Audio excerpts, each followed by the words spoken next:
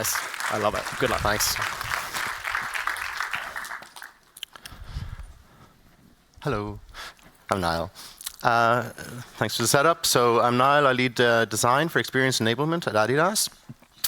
It sounds strange, but what it means in practice is I work across our global platforms and teams and markets to basically simplify and automate where we can our content workflows and bring personalized consumer experiences to life around the world. And it is as cool as it sounds, to be honest with you. It's a privilege to work on such visible, complex and impactful initiatives with my team and colleagues in all these different places around the world, and shout out to the ones who are watching now. And today, I don't want to talk about that as much, but more some of the things I've learned along the way as trying to do it. Not the craft of how to solve for these types of problems, but more critically, how to make your work matter inside large organizations. Put another way, how to navigate the chaos. Because some days working in big organizations feels like you're building a rocket ship while you're riding on it, while it's on fire. And you're supposed to just rock on and hit your KPIs and keep smiling. But the way it feels, that's normal. Because design isn't just about making screens, it's about making decisions. Every design move you make, every flow, every interaction, every word is a choice about what matters. And surviving and influencing inside complexity works exactly the same way. It's about these choices that you make, the focus that you hold, and the trust that you build. And that's what I want to talk about today. How to create impact without creating the despair that can come with it. Because you know how it goes. You're delivering great work, the feedback is strong, the data are looking good, maybe you're even proud of the solution. But inside the organization, nothing's moving. And it's not because your work isn't good enough, usually. But it's because the systems move slower than any individuals can. Organizations naturally stretch and they get messy when leadership sets these bold targets and strategies. And the biggest ideas move faster than the people, processes, and the tools needed to deliver them. So chaos doesn't necessarily mean dysfunction. More often it's that ambition trying to find the right structure. And when you're lucky enough to work in these sorts of complex environments, that sense of chaos is part of the deal. And so our task isn't to fix the chaos, you can't, but it's more to navigate through it with intent, engaging with it, and avoiding that temptation to just keep your head down and stay busy with your own tasks. Because sometimes that can feel like the right thing to do. It's safe, it's tangible. You feel like you're doing stuff. You might even feel important. But being busy usually doesn't mean that you're moving the system. Your impact comes from applying focus and effort where it counts, in the right places, with the right people. And in complex topics and organizations, your focus then isn't just a personal skill, it's a political choice. An effort without visibility doesn't build trust or momentum. So you ask, is the work you're doing going to be impactful? Now, will the right people see it? It's not just strategic thinking, it's survival thinking. So inside complexity, focus is a leadership move. Where you pay attention, others start to pay attention too. And that's how you start to create momentum, and where you design, where that attention flows. Because even on great teams, people will drift apart, right? We assume clarity based on shared understanding and goals, but often those agreements haven't been made explicit. And without shared alignment, teams fill the vacuum. They interpret goals based on their context and their expertise, and their targets. And within challenging topics and complex organizations, those assumptions do not scale, and so they will inevitably block your momentum. So alignment isn't this one-time event. We had that meeting that one time. It's an ongoing design activity, right? So we spent years figuring out how to do this and pushing for that seat at the table. And now that we're there, we think, great, we did it. And we fall into the trap of thinking that the table gets us, that just by being in the room, our solutions will be agreed on, and we just have to focus on pushing our ideas. But of course, that just isn't how it works. It's just not enough to influence decisions if you don't understand who's sitting around you. And your stakeholders carry pressures that you don't always see. Their own KPIs, their own political pressures, personal stresses and fears. So you're not just designing through processes, you're designing for people who are carrying that invisible weight. So start to treat your stakeholders like users, like people even. Learn to speak their language. Don't limit yourself to reductive assumptions based on their job functions. Learn what their real needs are, what they're really trying to achieve. Ask what's weighing on your mind right now, and actually listen to them. And once you've learned what your stakeholders are trying to achieve, then you can start to understand when they need to achieve it. Because we're not all working on the same timelines. Practitioners very commonly work in sprints. You're focused on delivering the commitments with your product team. Leaders work in quarters. The board thinks in years. Influence isn't about understanding the problem, it's about connecting your solutions to the timescales of the right people who can help to move those solutions forward. And you gain influence by connecting today's work to tomorrow's outcomes. And that influence is earned through your credibility. And you build credibility by delivering now, by doing what you said you were going to do, the sprint. Making your progress visible and tangible and framed in your stakeholders' success language, not just yours. And that trust earns you access to influence what happens next, and over time increasing your scope of complexity and responsibility and building your readiness to grow to that next level. Now, I get this sounds a bit complicated, but I see it as just reframing what we're doing anyway. So for example, you've probably seen this model before. I think we even saw it yesterday and a few times. You've probably seen this one, and maybe even created one of the 832,000 versions of this floating around the internet. But what do they all have in common? Every single one starts with understanding the users, the people. And so this instinct to listen first, understand real needs, is one of our most powerful tools. And we've gotten pretty good at it over the years, in fairness. We spent a lot of time in our discovery sessions and creating big insights mapping and reports and praying the org priorities and the people and the politics don't change before we're finished. Because of course we all love the corporate politics. But here's what we sometimes forget. Your stakeholders are people too. So we have to use our superpowers to understand their needs, their deadlines, their pressures, then offer value and build trust intentionally. Because politics, it's not about manipulation. It's not dirty work. It's how people build relationships to each other when you're working under real pressure and uncertainty. When you understand what the people around you need and help them to succeed, you build trust. And that trust is what opens the doors that you need for influence. So trust is a system you're actually navigating. And it's not magic. It's a process we already know how to design for. And so the real challenge is that isn't that we don't know how to be empathetic, is we forget to apply it inside our organizations as well. This is a proposal I made a few years ago. As a strategy to automate our marketing operations and personalize our experiences at scale. Now, corporate comms, I can't show you the details, but trust me, this strategy was like Berlin's hottest nightclub. It had everything.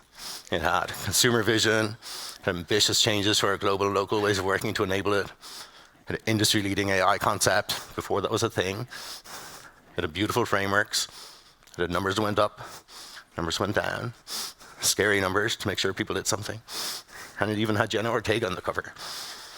Basically, I'd figured out how to transform our multi-billion euro marketing operation to deliver truly consumer-centric experiences. It was the best work of my career, and best of all, everyone who saw it loved it. The leadership said, yes, let's go. That's what we need. What do you need? Yeah, you see where this is going, right? And then we stalled, and we kept stalling. The vision wasn't wrong, but the system wasn't ready. The tech foundations had to be built out. We didn't have operational readiness or the right strategic timing. Now, I'll be honest for a moment, it's been a tough couple of years. We did some great work building out those platform foundations, and we developed some critical mechanics, but we were getting no closer to that original ambitious vision. So what did I do? I kept pushing. Tried to find different doors to unlock some progress. But honestly, I burned some trust. I burned my credibility. When stakeholders didn't see progress towards that complete vision, I started to lose influence, which then further affected my ability to affect implementation in the teams around me, which was pretty hard. So I stretched myself too thin. I tried to push something through when the system wasn't ready. But here's what's important. The work is coming to life now, and it's really awesome to see it. We've had changes in the leadership, the strategy, and the team setup. The tech is finally there. And crucially, the vision persisted and became more complete and is central to the digital strategy now. But it took over 2 years. And that's what I want you to take from this. You have to persist with purpose. Hold your vision, build your relationships, but don't burn the system and don't burn yourself. Because timing matters, and readiness is rarely what you want it to be. But when it is time, it's worth it. One sec. Let me order up.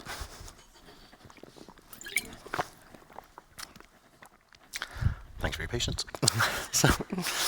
So how do you know how to pace yourself to deal with this reality? So let's start by remembering that you are the organization too. You are the culture. We often talk about culture like it's something that just exists, hardened and handed down, but it's not. Culture is built moment by moment by how you show up. When you move with clarity and intention, others follow. Every catch-up, every proposal, every negotiation is a cultural prototype. Even something as small as bringing a rough draft into a meeting early in the process, for example, instead of perfect slides, demonstrates how you see openness and collaboration. Model the behaviors you want to scale.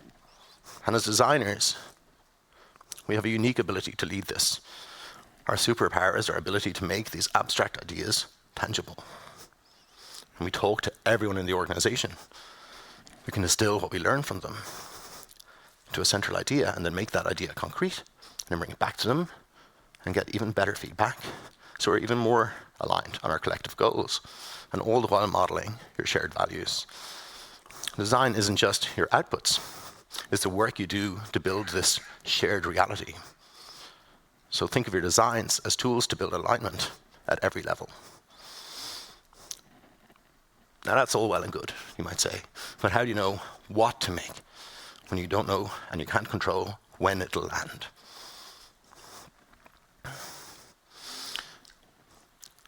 And a lot of that comes back to what you choose to create. Oh, sorry, I skipped ahead somehow. So what I mean by that is every artifact you're creating, whether it's a journey map or a 6-pager or rollout plan, it's a tool to design for alignment. You figure out where are you in the work. Are you trying to understand the problem, explore solutions, or drive action forward? Are you working on what horizon? Are you shipping now? Are you shaping a strategy, or shaping your next quarter? Or are you setting the strategic direction? In that context, a journey map doesn't just clarify the user needs, it signals care for context and collaboration.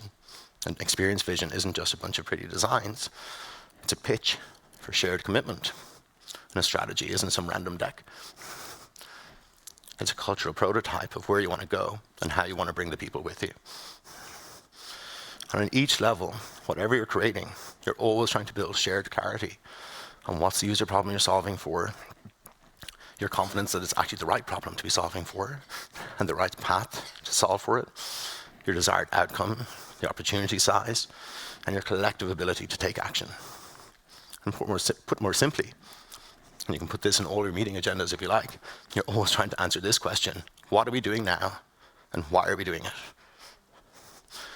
Now, to be clear, you don't need to make all of these artifacts to achieve this. That would not be effective. But the ones you choose and how you share them, that's what shapes how the people around you think, decide, and work. And that's how we lead, not by controlling the chaos, but by designing for clarity inside it. And in doing so, you're not just building alignment, you're creating that culture, moment by moment.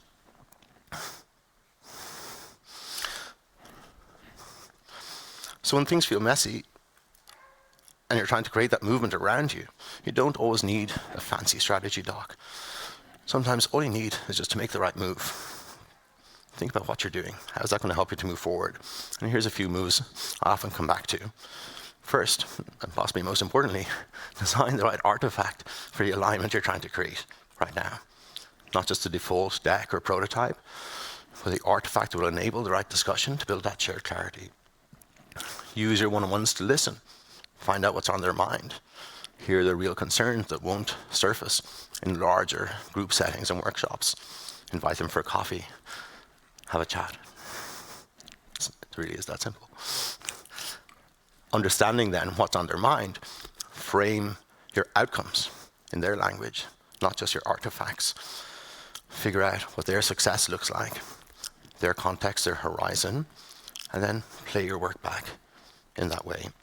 And then when you actually go to creating the work, prioritize work that will have impact in that context, deliver something that resonates, and use that to get buy-in and then momentum to keep going. And these aren't very flashy tactics or nothing, earth-shattering here, but it's memorable, easy to do, and it's what I keep coming back to move things forward. Because we don't design and build experiences in perfect conditions. We work in high ambition, heavy complexity, surrounded by experts, each one of them with real pressures and needs, and you won't always control the chaos. You might never control the chaos, and that's okay. You can choose how you move through it with intent. Focus where it matters, build trust where you can, and persist with purpose. And sometimes that is enough to change everything. And believe in that, and believe in yourself. And I know you can do this. Thank you.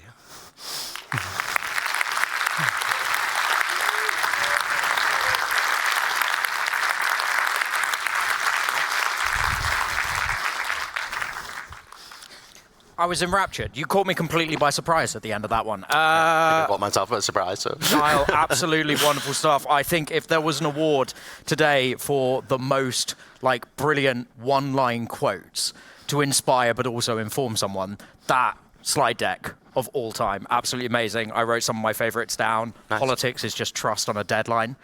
Wild, love that. Chaos equals opportunity. A while ago, I was in a workshop and someone started it off by saying, what is your favorite word? And I was having a think and I came up with chaos. And I never really thought about it before. And I think it's because chaos brings opportunity and order is boring. There's always something to do in the chaos. I love it.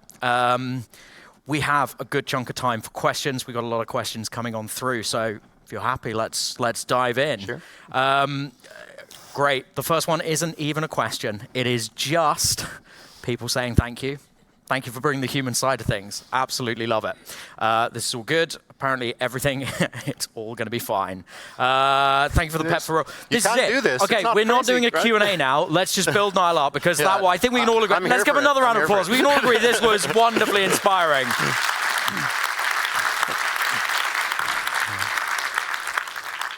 You're doing great. I love this. This person has put their encouragement in their name so they can ask a question as well. That's smart. I like it. Love this going forward. So, you're doing great, who has just disappeared off the screen. Oh no, I'm sorry. Can we see what you're doing great had just done? If there's questions in the room as well. Yeah. It's disappeared. Okay. You have a question, AJ, while this is organizing itself. Oh, look at this. This is in action. How to measure your success. Right. What have we got at the top? How do you... Oh, it's jumping about all over the place. How do you align web design with new campaigns? Yeah, that piece with so many cross-collaborations that was such high impact. How did you manage the chaos of so many different things in a campaign like that? Well, I appreciate you using past tense like I've solved it. How are you currently going about solving the chaos? I think it's important to recognize where you're sitting in an organization. Because sometimes we can think what we're doing is the most important thing and it's amazing and we're proud of it. But you have to kind of understand to put it brutally, you're cog in this giant machine, which is also having many cogs doing important things and they all need to be in their spot. And so you have to really recognize, okay, what are all these people and teams doing and why are they doing it? And be humble to not think, right, I can just burn that down because that'll make my thing. You have to kind of think about, okay, Adidas is a giant company, giant marketing engine. Smart people have thought about this. We do this for a reason. And so you have to understand, right, I can't just come in and say, oh, we're just going to turn off the campaigns, or we're just going to personalize, or other such words, without really understanding what would happen if we actually did that. Not just in the interface layer, which often isn't the most important part, but what happens to all the wider activation strategies, the brand strategies, and all of the meaningful money that's spent much earlier in the funnel, so that people will come to a touch point like a website or an app or so on, and find products that are relevant to what we're actually trying to get people to do, which is to go running or play football, right? And it's not so important how exactly did this campaign live within like some boxes on a touch point. We have to think about relevancy more than execution and think, okay, where can we help the brand to achieve their goals by bringing capabilities that only exist in digital, but recognizing that digital is one piece of a very big pie of how we activate and bring campaigns to life. Yeah. I'm not sure if that exactly answered the question. I think it did answer the question. I think ultimately, once again, with the topic of your talk being don't get overwhelmed by chaos, also don't get overwhelmed by having more of a zoomed out holistic look at things. I loved the table you put up with what is the right layer of granularity and focus depending on who you are talking to do the thing. I think it's really important. We often forget it, especially in our own niches. So big thing I think everyone in the room should take away from that. Who are you talking to? What level do they want to understand things? Yeah, exactly. Don't get overwhelmed by the piece in the moment. Exactly. Too precious, which are artifacts, right? They're tools to be disposed of once you've gotten to that alignment and you move forward to the next thing. Yeah, fantastic. Cool. The top question, you may answer this yourself in a completely unbiased way. Best presentation of the conference? Well, I'll admit that I very selfishly set out this morning to practice to talk, so I didn't see some of this morning's sessions. So, let's see. But I appreciate the feedback. Love it. Can you give us, with confidentiality intact, can you give us your favorite case study on building empathy with users at Adidas?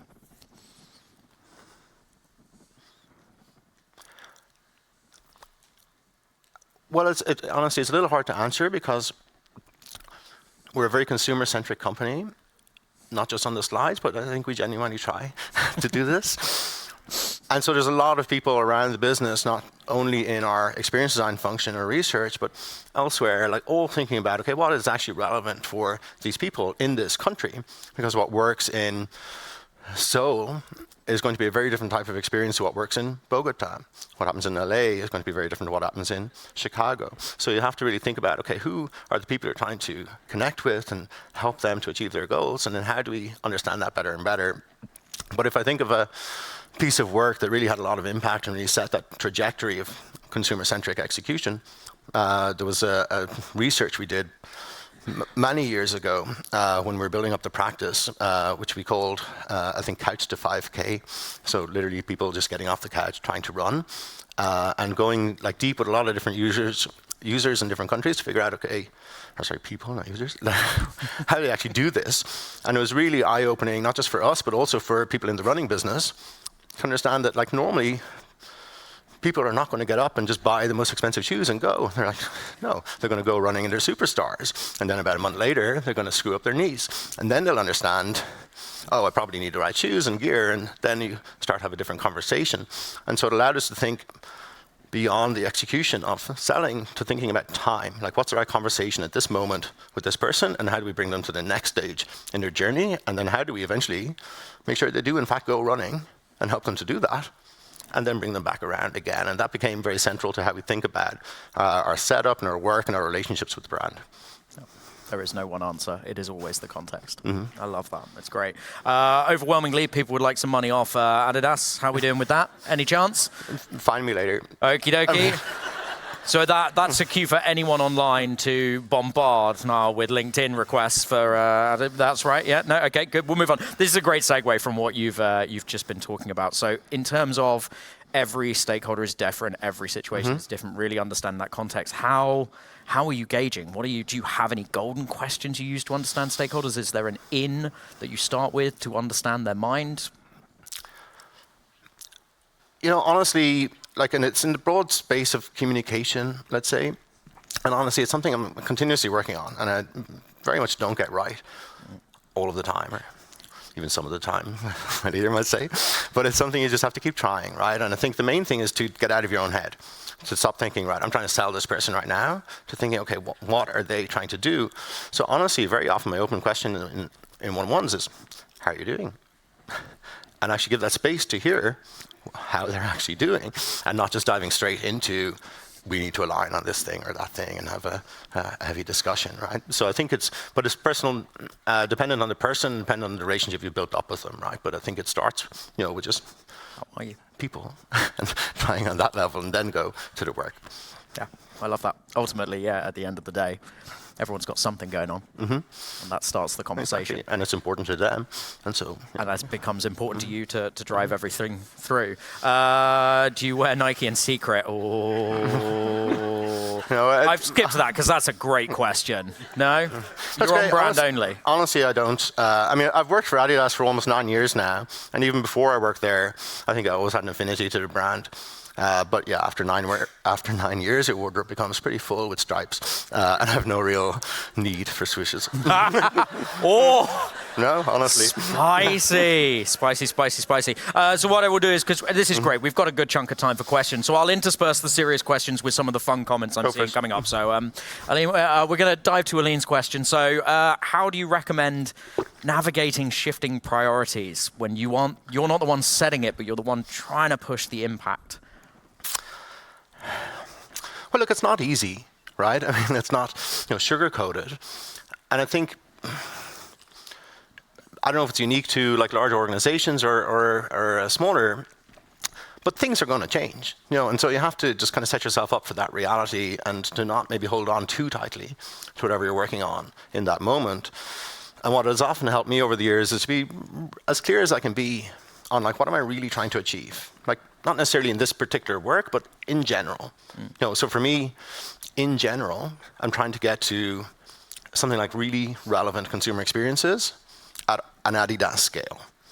So meaning that it's highly tailored in different countries, and it's done really well in a way that you can when you have our scale and resources. Now, there's all sorts of ways to do that. And any one of those priorities will be a door into achieving a part of it. So a lot of times when the priorities shift, I try to think, okay, what door has now opened that we find a different path forward? And then maybe in 6 months or 12 months, we'll come back to whatever I was doing previously, right? Cycle back round. I love that. So again, I'll go through a few of the fun things that have popped up. So someone has mentioned that your knowledge is as high as your collar. We've had great jacket pop through. A few people calling you the complete package. So I think you are, I think you've won an awful lot of fans today. I'm here for it. Thanks. We're not talking about K at all. Yay is not on the agenda. Let's dive back into proper questions. How do you measure success? Simple question, hard answer. Well, it depends, right? So success of what, right? So there's personal success, success of the team, success of the work you're doing. So personally, trying to get it across in the slides, am I actually making progress? Am I building that credibility? How do I know that? And you know that through the sort of feedback you're getting, through the buy-in, and essentially is the essence of what you've agreed on actually prioritized into roadmaps that kind of demonstrates, okay, you've had that buy-in. For the team, it's about, are we creating wider playing fields for ourselves? Are we increasing the scope of opportunity that we have to get closer to that wider vision and potential that we have to bring? And obviously for the work itself, then you measure based on what is the user's need in this part of the journey you're working on, and then how do you know if you're solving for that? So for example, a lot of our work in simplifying the workflows, we would think about something like reducing the overall time to market, where in a specific task, you would think about time and task, but in the end, you simplify, down to nothing, then what, right? Is success that all these people go? Of course not. Like success is, they're better able now to work on the actual meat of the problem that they didn't have the bandwidth to do before. And so then I'll think about, are we helping them to get in a position to be able to do that? I love that. Again, depends on the layer, depends on the scope, depends on what you really need to. But I think the key part for me in there is working out and defining what success is for this context, for this moment, and then driving towards that, Exactly. and being very explicit and aligning about on it. Right? Not just doing it yourself. Yeah, aligning and being really explicit about that. I think it's really, really important. Some other fun things in there. Apparently, Nile 10 at checkout will give you a discount. I do not believe that that is true. Lots of people have asked, quickfire question, are you hiring? Somewhere in the company we are, but I don't think we're hiring in design right now. What a shame. But check out the careers website. Like when things open up, it'll go there, or keep connections with or me or some of the team, because right now we're not. But I think Adidas will be around for a while, and so at some point we will be. And just think about how you can be ready to come join us when you are. When things open up. Great. I'm enjoying the latest question. Just has become a banter conversation at this point. This is why I signed up to host. I love this. Keep it rolling in while we have serious conversations. Lovely question in the last 30 seconds at the front. I won't have you. Oh, no, we're moving on from that because I think the top question is really powerful. As someone who is an overly loud, extroverted individual, how do introverts become more influential? Yeah, no, and I love that question because honestly, I would consider myself to be quite introverted. I'm going to go and cry in a corner after this and get rid of the stress. And look, it is hard, right? Because I think in especially corporate environments, it can at times feel easier for extroverted personalities who are, getting a lot of energy from meeting with a lot of people, who are able to be very direct and, vocal and visible. But I think introverts, you have to think about how you achieve that same outcome of visibility and buy-in in a way that matters for you and that that is something that you're able to do. So maybe it's not going on stage in front of the company and presenting to the whole digital org, or if you need to do that, then taking a lot of time and really practicing it and making sure that you're confident. But it's probably going to look a lot more like having those smaller one-to-ones and smaller group catch-ups and just more methodically building up that awareness and buy-in to what you're trying to do and taking it from there. Fantastic. A summary will not do anything justice from me here at the end, and the comments speak for itself. I think everyone engaged right before lunch speaks for itself. We give another huge round of applause to Niall.